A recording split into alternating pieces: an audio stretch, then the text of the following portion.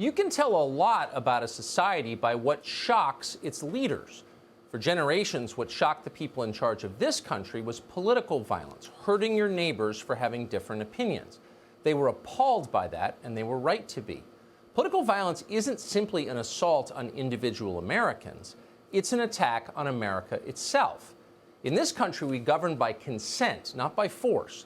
People with guns don't make our laws. Voters do. You may have a Glock in your hand, but on Election Day, you have precisely as many votes as the little old lady who disagrees with you. That's our system. The weak are supposed to have as much power over the government as the strong. And that is the basis of our equality as Americans, something that we should cherish and protect. Political violence immediately short-circuits this. It ends democracy. Violence instead returns us to the most primitive of all systems, one in which might makes right. People who hurt others get to do exactly what they want. Everyone else has to obey them. There is no greater threat to civilization than this, and we used to understand that because it's obvious. But things have changed. The people who run this country are no longer shocked by political violence. They welcome it. They slyly encourage it. They are its beneficiaries. They tell us the only real crimes are thought crimes. It's okay to set fires or smash strangers in the face with 2x4s, so long as you are chanting the correct slogans. If you're on the right team, everything is allowed. But if you dare to dissent from the orthodoxy, you will be swiftly punished.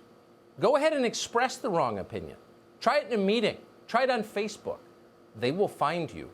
You'll lose your job, your reputation, possibly even your life. The message they're sending you is very clear. Americans are not equal anymore. There are two standards in this country, one standard for them and a very different standard for you. Over the weekend, we saw exactly what they will excuse from their own supporters. Armed mobs of Joe Biden voters torched buildings, smashed cars, attacked police officers. They rioted. They hurt people, a lot of people. And the media, watching closely, lied about all of it. They pretended it didn't happen. They made excuses for it. They buried the truth in euphemism. The liars of the New York Times described the riots as, quote, protests, as if the violence was justified or could be justified. Here's the truth about what happened. Here's what actually happened in Seattle over the weekend. Take a look.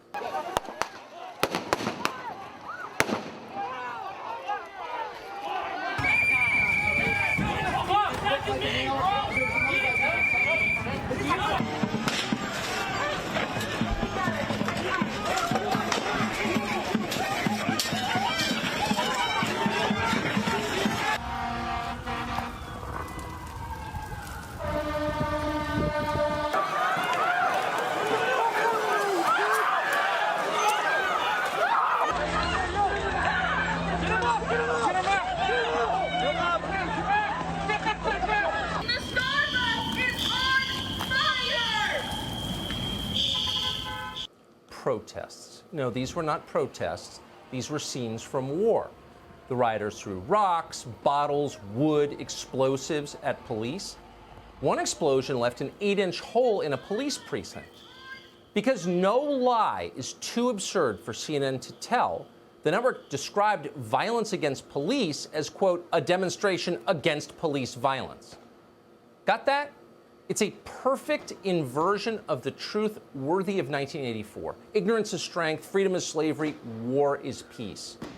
They repeat it because they expect you to believe it, and no doubt some do. The Seattle Police Department gamely tried to push back by releasing actual body cam footage of the violence. It's not clear how many people saw it, so we're going to show some of it to you right here.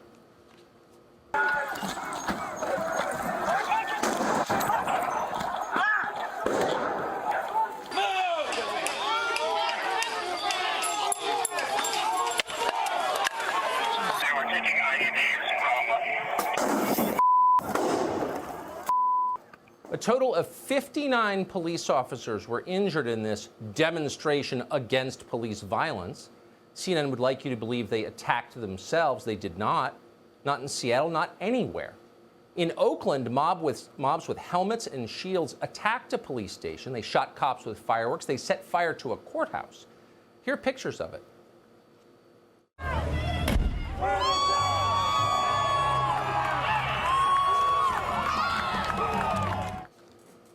According to ABC News, the rioters you just saw were, quote, protesters. They burned the courthouse, quote, after a peaceful demonstration intensified. Oh, intensified. Just like the World Trade Center collapsed when a commercial airline flight intensified. It's remarkable. You've got to believe there are still normal people working at ABC News, maybe in the tape library or in the cafeteria. Are they watching their own coverage? How can they stand it? The apologies for violence, the relentless, shameless lying. It's hard to believe they haven't resigned. They probably have mortgages and kids. You feel for them, just as you feel for the cameramen who had to flee the mob in Sacramento over the weekend. They were surrounded and apparently assaulted by 150 Joe Biden voters dressed in black paramilitary gear and had to run for their lives. You'd think other journalists would be sympathetic to this. They used to be, not anymore. The stakes are too high. We've got an election coming up. And so instead they lied to provide cover for the rioters, the ones who threatened the cameraman. The Sacramento Bee took pains to tell you that the protests were actually peaceful. The newspaper did its best to downplay the violence, including the fact that so-called protesters were trying to disarm police helicopters with laser pointers.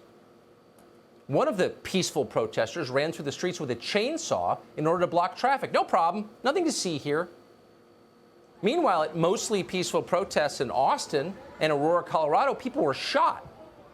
In downtown Louisville, heavily armed militia in military outfits walked through the city threatening violence if police officers weren't sent to jail. No problem, just a protest.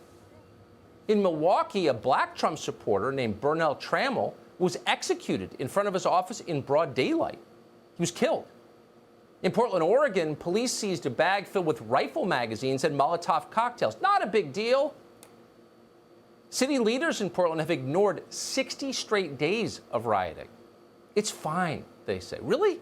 Here's how Portland looked over the weekend.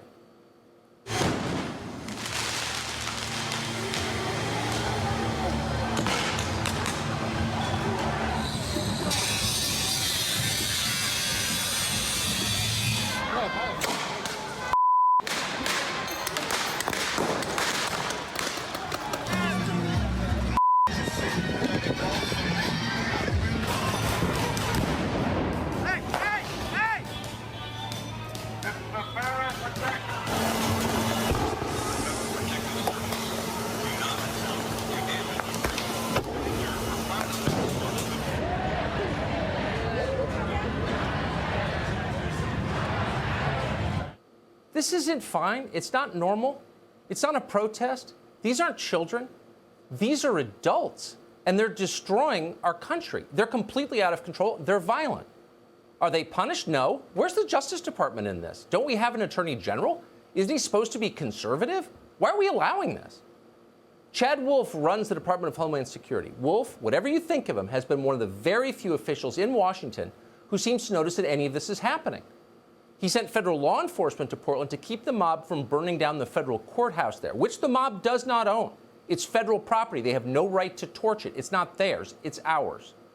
For doing that, for being one of the very few to actually push back a little bit, he was punished. The mob came to Chad Wolf's home yesterday, and they threatened him and his family. And they didn't do it subtly. There wasn't subtext. They said it out loud on camera. Watch. We must make social consequences for these men and women. Yeah. We must make it uncomfortable for them. We will not be good Germans. We are angry neighbors. This man lives here quietly and is able to live just like us. Oh, he's starting to figure out why the Department of Justice isn't actually doing anything, why they haven't frog marched the leaders of Antifa in front of the camera, why they haven't stopped this stuff, why they're acting like they're powerless. Maybe they don't want mobs like this in front of their houses. Maybe mob violence works. We must make it uncomfortable for them, she says, in a megaphone. What does that mean? Well, we don't need to guess, because we just spent all weekend watching what it means. Here's the contrast that we should never forget. Things change so quickly you imagine things have always been this way, but they haven't.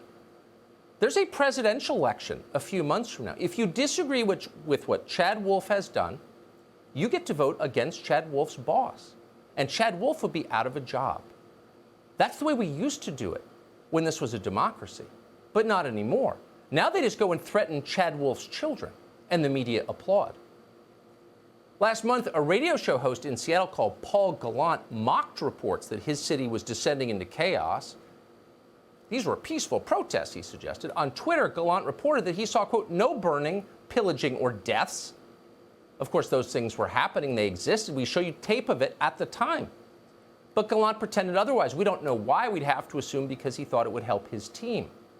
Then the rioters showed up in the building where he lives, in his apartment building, and they destroyed the Starbucks downstairs. And that scared him. Now Gallant says he's buying a gun. It turns out it's not so easy to lie about violence when it's aimed at you.